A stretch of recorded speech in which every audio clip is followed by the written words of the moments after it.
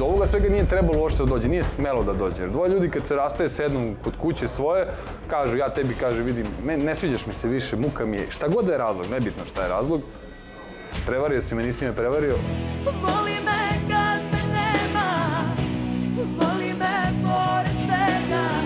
Jedna od najpopularnijih srbijanskih pjevačica Nataša Bekvalac od razvoda s bivšim vaterpolistom Danilom Ikodinovićem u javnosti je istupila više puta. U nekoliko televizijskih intervjua, pa i u onom danom ekipi In magazina, bez ustezanja je progovorila o barem za javnost iznenadnom razvodu. Cijelo vrijeme njezin bivši suprug držao se po strani i izjave davao na kapaljku. No jedan od najboljih sportaša Srbije o medijskim špekulacijama i razvodu koji je potresao Balkan odlučio je ekskluzivno progovoriti za In magazin. Koji su razlozi rastave? Jel se ljubav jednostavno ugasila između vas? Nije. Ima tu jako puno razloga koji nisu izneti u javnost. Nisu apsolutno izneti u javnost.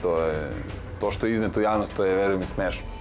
To je jako smešno, a nadam se da ćemo do kraja ostati na ovim razlozima koji su izneti do sada. Ja se iskreno nadam. Zaista se nadam da ću ja uspjeti toliko da se iskontrolišem, da to sve ostane ovako kako jeste, jer ovi razlozi su presmešni.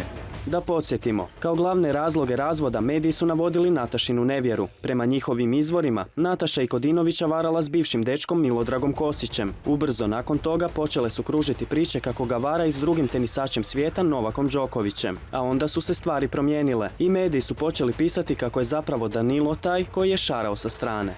To znači sad ja treba da iznosim svoj privatni život i svoj prljav veš da iznesem, da pokažem ja kako to nije tako, ili kad vidim šta se piše, šta rade, na koji način pokušavaju da izblate mene bez ikakvog razloga, onda mi nije svejedno, onda mi dođe, znaš, da sednem i da uzmem i kažem, sad ja vama da kažem kako stoje stvari.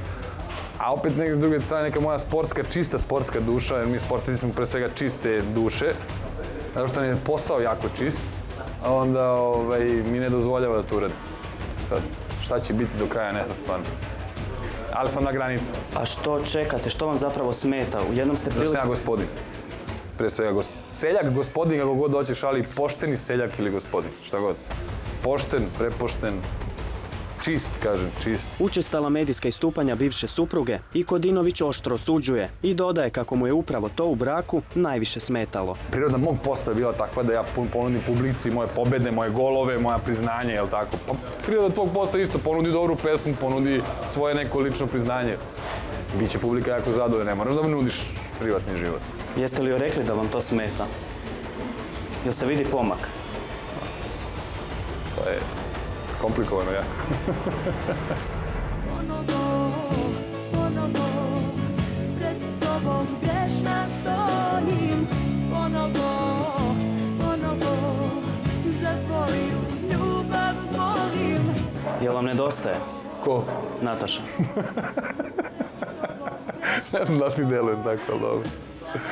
Nemam komentar na to zaista. Nedugo nakon službenog razvoda, prema pisanju srbijanskog tiska, poznat je sportaš pronašao utjehu u Novosađanki Tanji Vračarić. Iako na tu temu nije želio previše pričati, priznaje nam tek da je s trenutačnom ljubavnom situacijom i više no zadovoljan. Jeste li zaljubljeni?